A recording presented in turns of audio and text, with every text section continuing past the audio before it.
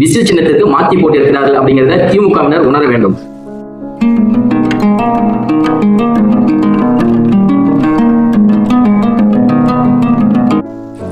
அன்பு உறவுகளுக்கு வணக்கம். அன்பு காட்டு யூடியூப் சேனல் நேயர்களுக்கு வணக்கம். தமிழுக்கும் வணக்கம், தமிழ்நாட்டு மக்களுக்கும் வணக்கம்.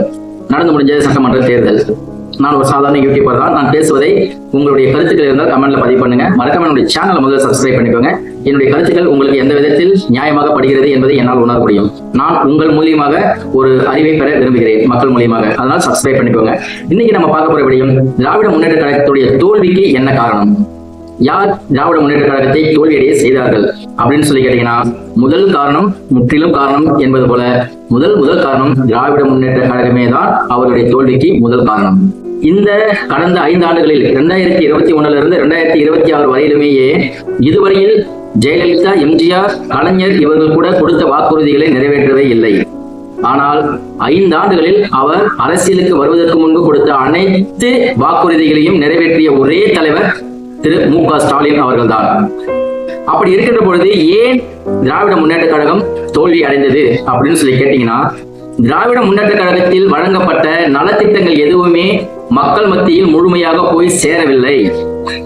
அவர்களுடைய கட்சியை சார்ந்தவர்கள், முக்கியமாக பொறுப்பில் இருப்பவர்கள் கொஞ்சம் திமிராகவே சுத்தி கொண்டு இருந்தார்களே தவிர, மக்கள் மத்தியில் இந்த நலத்திட்டங்கள் இதற்காக வருவிக்கப்பட்டுள்ளது, இந்த நலத்திட்டங்கள் மூலியமாக இதையெல்லாம் நீங்கள் அனுபவிக்கலாம், இந்த நலத்திட்டங்கள் உங்களுடைய குழந்தைகளுக்கு பயன்படும் என்று திண்ணை பிரச்சாரம் செய்து மக்கள் மத்தியில் ஒரு விழிப்புணர்வை ஏற்படுத்தவில்லை. இதுதான் மிகப்பெரிய ஒரு ஸ்ட்ராங்கான காரணம். ஏன்னா இத்தனை ஆண்டு காலமாக ஆட்சி செய்து கொண்டு வந்தவர்களுடைய விட மு.க. ஸ்டாலின் அவருடைய ஆட்சி சிறப்பான ஆட்சியாக இருந்தது அப்படிதான் சொல்லலாம். என்னங்க சிறப்பா இருந்துச்சு? கொலை, கற்பழிப்பு, மதுபானம், போதை, இதெல்லாம் ஒரு ஆட்சியா அப்படி என்று கேட்கலாம். இப்பொழுது சொன்ன அத்தனையுமே ஒரு தனிப்பட்ட நபர் அவருடைய மனதில் தோன்றுகின்ற பொழுது செய்யக்கூடிய குற்ற சம்பவங்கள். அது யார் ஆட்சி நடத்தினாலும் இப்ப நான் சொன்ன அத்தனை சம்பவங்களும் நடக்கும். அதில் மாற்று கருத்தே இல்லை. ஏன்னா இதெல்லாம் ஒரு தனியா ஒரு கிராமத்துல ஏதோ ஒரு இடத்துல இருக்கவன் திடீர்னு அவனை இவனுக்கு பிடிக்கலாம், அவன் இவனுக்கு பிடிக்கலாம், கொலை செய்யறது வழக்கம். கேங் வார்ல கொலை செய்யறது வழக்கம். பாலியல் வன்கொடுமைகள், ஒரு பெண்ணை பார்த்த உடனே ஒரு கவர்ச்சியால சில பேர் போதையை போட்டுட்டு போயிட்டு அது மாதிரி செய்யறது வழக்கம்.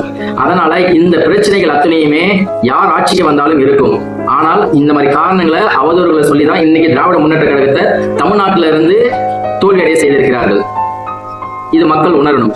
ஆனால் உண்மையான காரணங்கள் என்ன அப்படின்னு சொல்லி கேட்டீங்கன்னா, இந்த பொய்யான அவதூறுகள் மக்கள் மத்தியில் பெரிதாக பார்க்கப்பட்டது. அதை எதிர்கட்சியாக இருந்தவர்களும் புதிதாக கட்சி ஆரம்பித்த தாவேக்கவர்களும் இன்ஸ்டாகிராம் மூலியமாக சிறப்பாக செய்தார்கள். நல்ல திட்டங்கள் எதுவுமே மக்கள் மத்தியில் போயிட்டு சேரல. அப்படி திராவிட முன்னேற்ற கழகத்தின் மூலியமாக மக்கள் மத்தியில் போய் சேர்ந்த திட்டங்கள் எது தெரியுங்களா? மகளிருக்கு இலவச பஸ், மகளிருக்கு மாதம் 1000 ரூபாய் உதவித்தொகை.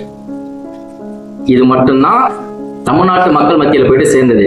ஆனால் அதன் பிறகு குழந்தைகளுக்கு, பள்ளியில் படிப்பவர்களுக்கு மாதம் 1000 போடுறதோ, அல்லது படிப்பறிவு சார்ந்த, அதாவது முக்கியமா எஜுகேஷனுக்கு நிறைய செஞ்சிருக்காங்க. அந்த திட்டங்களோ, கல்லூரி முதல்வன் திட்டமோ, இந்த மாதிரி திட்டங்கள் எதுவுமே மக்கள் மத்தியில் போயிட்டு சேரல. அந்த திட்டத்தை அந்த கட்சியை சார்ந்தவர்கள் கொண்டுகிட்டு போயிட்டு சேர்க்கல அப்படிதான் சொல்லணும். முக்கியமா தேர்தல் சமயத்துல கூட கிராமங்களில் பிரச்சாரம் செய்கின்ற பொழுது இந்த மாதிரி உள்ள திட்டங்கள் ஸ்டாலின் செஞ்சிருக்கிறாரு, அதுக்காக நீங்க அவருக்கு ஓட்டு போடுங்கன்னு கூட ஒரு கிளை செயலாளர் கூட கேட்கவில்லை என்பதுதான் திராவிட முன்னேற்ற கழகத்தினுடைய தோல்விக்கு முக்கிய காரணமாக நான் பார்க்கிறேன்.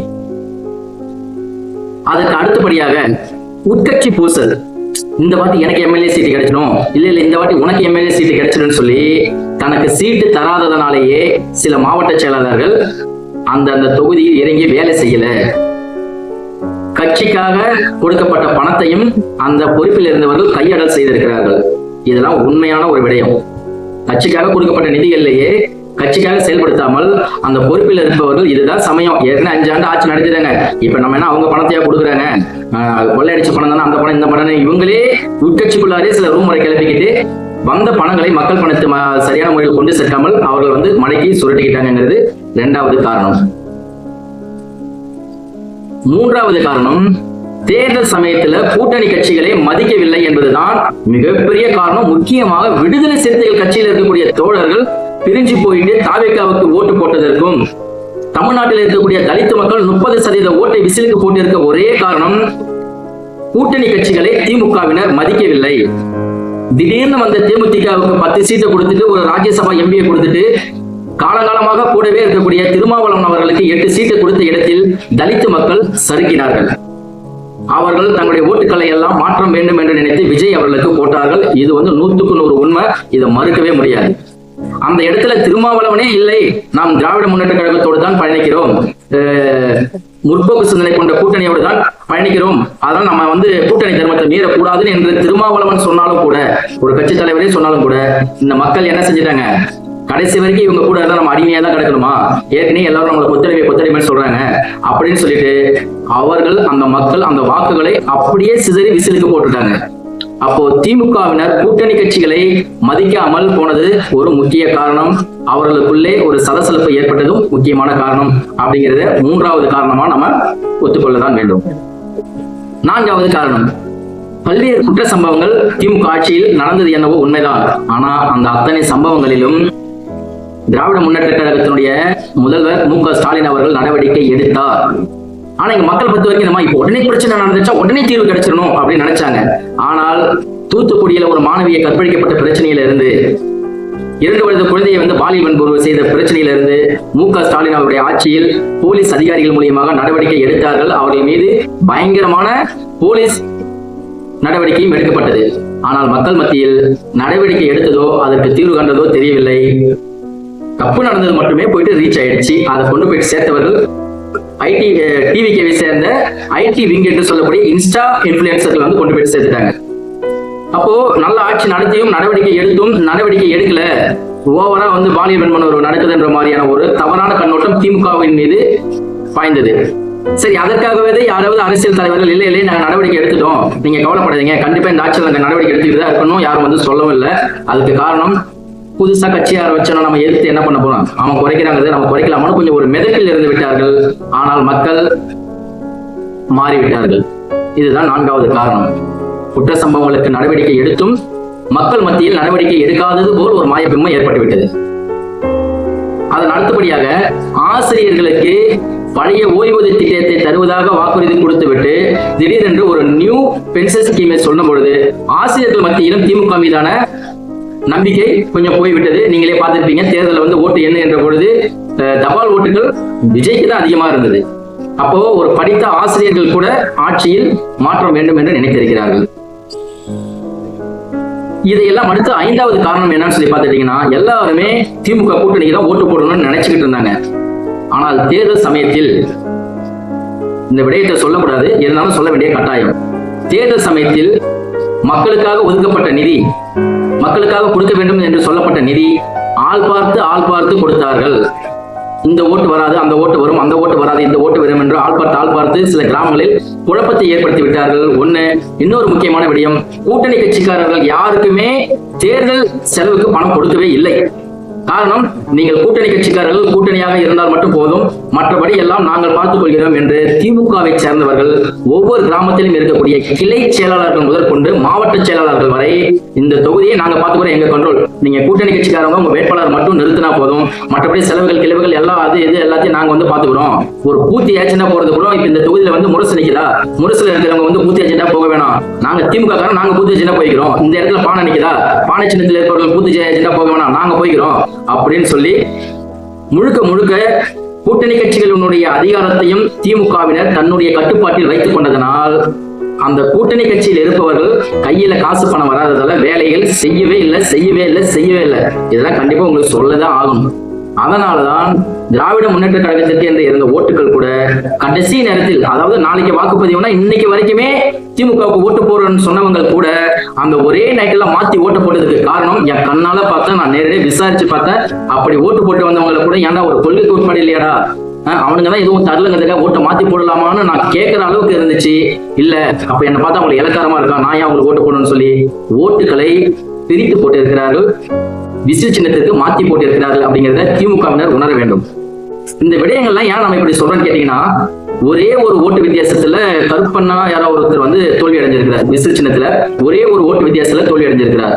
இப்போ திமுக காரர்களுடைய அசால்ட்டான சில விடயங்களால் தான் இங்கு டிவிகே அமோகமாக வெற்றி பெற்று இருக்கிறது.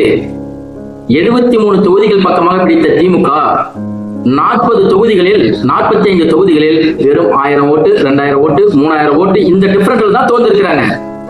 அப்ப அந்தந்த தொகுதிகளிலும் கூட்டணி கட்சிக்காரர்களும் திராவிட முன்னேற்ற கழகத்தை சார்ந்தவர்களும் நம்முடைய ஆட்சி அமைந்தால் போதும், அப்புறம் பணம் சம்பாதிக்கிறத பாத்துக்கலாம், அப்புறம் கௌரவத்தை பாத்துக்கலாம், அப்புறம் நம்முடைய திமிரெல்லாம் காட்டிக்கலாம் நினைச்சு கரெக்டா இறங்கி வேலை செஞ்சிருந்தார்களே. ஆனால் விஜய் அவர்களுக்கான இந்த அளவிற்கான வெற்றி வாய்ப்பு குறைவாகத்தான் இருந்திருக்கும். அப்போ திமுக மீதான வெறுப்பு, திமுக மீதான கோபம், திமுக மீதான காழ்ப்புணர்ச்சி, திமுக மீதான அவதூறு பிரச்சனைகள் எல்லாமே சேர்ந்து மக்கள் மனதில் ஒரு மிகப்பெரிய ஒரு ஸ்ட்ராங்கான வழியை கொடுத்துருச்சு. அந்த வழியானது மாற்றத்திற்கான தலைவரா விஜயை தேர்ந்தெடுத்துருச்சு அப்படிங்கிறத கண்டிப்பா நீங்க ஒத்துக்கிட்டு தான் ஆகணும். இதுதான் உண்மை. ஏன்னா இப்படி சொல்றேன்னு நினைக்காதீங்க. அப்போ திராவிட முன்னேற்ற கழகம் தோல்வி அடைந்ததற்கான முக்கிய காரணம் திராவிட முன்னேற்ற கழகத்தை சார்ந்தவர்கள் தானே தவிர மற்றவர்கள் யாரும் இல்லை அப்படிங்கிறத நீங்க உணரணும். களப்பணி செய்யல, அதனால் திமுக தோல்வி அடைந்திருக்கிறது அப்படிங்கிறத ஒத்துக்கிட்டு தான் ஆகணும்.